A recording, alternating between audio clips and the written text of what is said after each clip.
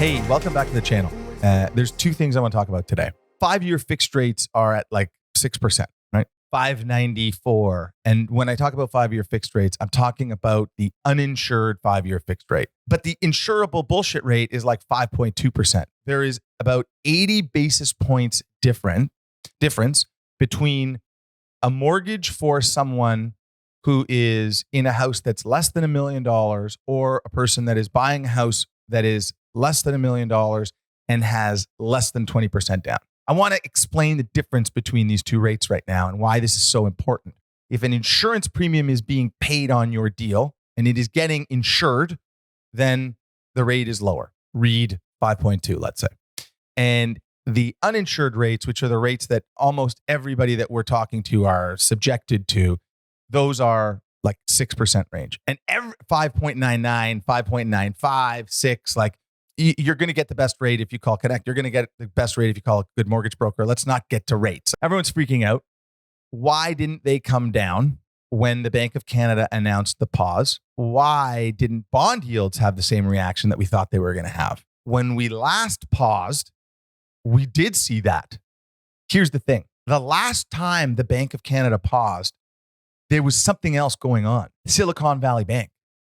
So because of the banking crisis in the United States, because of that level of instability that we saw for that very short period of time, it got nipped in the bud real quick. That was the main catalyst for the drop in bond yields and the drop in mortgage rates and the spike in real estate prices that we saw. This most recent pause in rates did not see that because it was not accompanied by a banking crisis or the possibility of a banking crisis in the United States. I'm not going to get into explaining the banking crisis. Matt is going to put that podcast thing that we did there. People are confused, and that confusion is going to lead to more real estate hitting the market. Very likely. Very, very likely.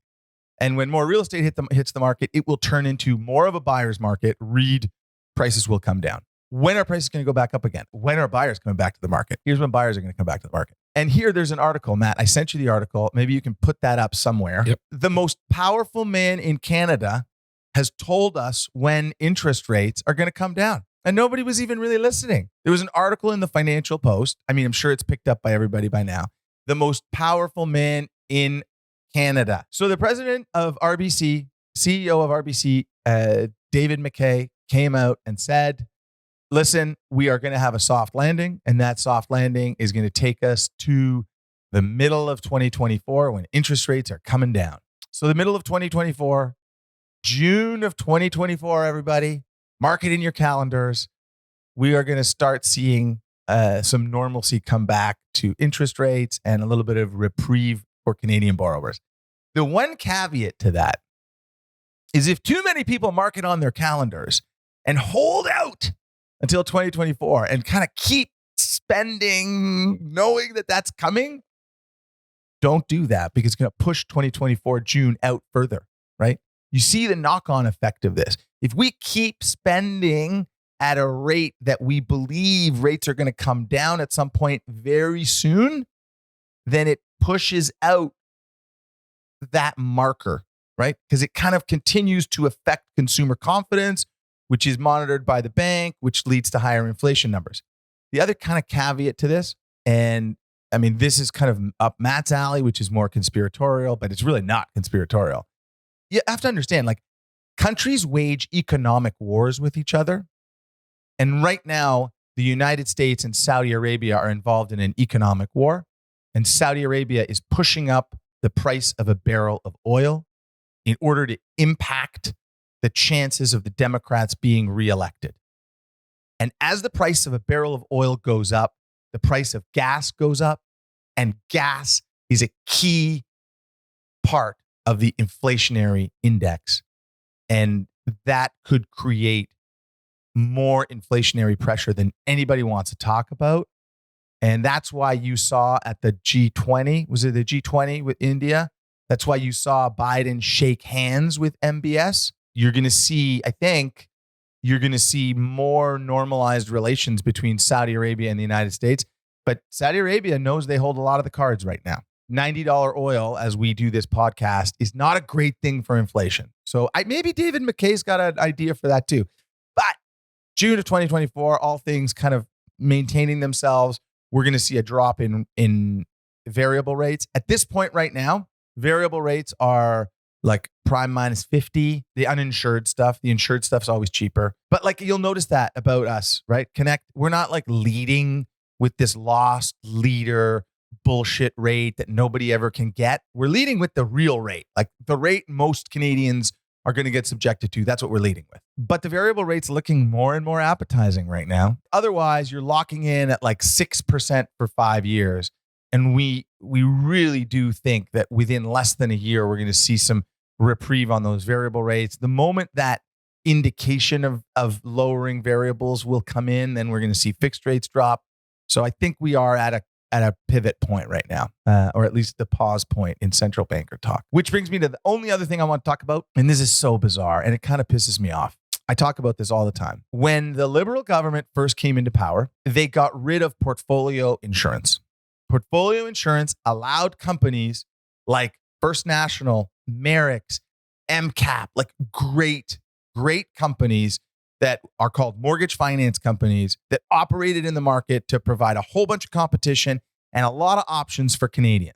Portfolio insurance allowed them to buy insurance on mortgages where the borrower was buying or refinancing or renewing a mortgage on a house that was in excess of $1 million, or when they had more than 20% equity, more than 20% down, more than 20% equity in their home. These would typically be considered the wealthier borrowers, the borrowers that would be more coveted by the Canadian bank. So very surprisingly, the federal government comes into power many years ago, 9 years ago now, and abolishes portfolio insurance. They say, you know what? We don't want Canadians to bear the brunt of this portfolio insurance. So we're going to take it off the table because the Canadian taxpayer is basically funding this portfolio insurance, not funding, but underwriting it, taking the risk for this portfolio insurance, which is, by the way, the least risky part of the CMHC bundle of goods that they offer, right? One could argue that perhaps the 95% insurance premium, like for the guy that's buying a $1 million condo with 5% down, that might be slightly riskier than the guy that's got the $4 million house with a $2 million mortgage on it. But let's leave that aside for a second. They go in and they abolish the portfolio insurance. And the press release was that this is for the Canadian taxpayer. Unfortunately, 40% of the taxpayers have mortgages. 37% of Canadians have a mortgage. And if you have a mortgage, you're very likely paying taxes.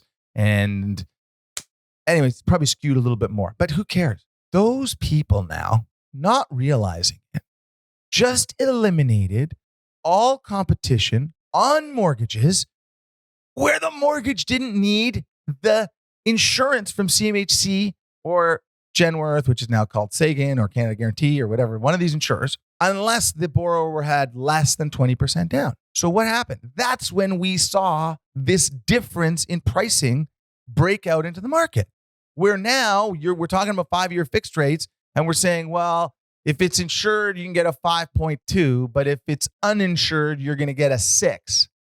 80 basis points difference. And do you know how that 80 basis points difference is arrived at? The difference is the banks sat on their hands and said, well, let's see how Merrick's and First National and all the mortgage finance companies are going to respond to the pulling of the portfolio insurance, because they don't have a balance sheet to fund mortgages with. They don't have a reputation and the assets under administration that the Canadian banks have. They don't have the market capitalization. So they can't issue debt as cheaply as the Canadian banks can. The Canadian banks are just taking a whole bunch of deposits in. Their money costs nothing. So they sat on their hands and they waited to see what it was going to cost the mortgage finance companies to come up with a pricing plan for people who had money and had a lot of equity in their houses. And that's where they settled on. That's how much it costs. That's the difference. Right now, it's 80 basis points. That cost goes up when there's uncertainty in the market. Sometimes it's less, sometimes 30 basis points. When the market's calm and people are willing to take risk. But right now, it's not. So the price shoots up. That differential is higher. It's 80 basis points right now, which is crazy. And what are the banks doing? Where do you think that 80 basis points is going? In their pockets. It's crazy. So now the Canadian consumer, even one who's looking to buy a $990,000 condo, Get this. This is crazy. $990,000 condo with 20% down is better off putting 19% down and paying the premium to get the lower rate. I'm done. Way to go, liberal government.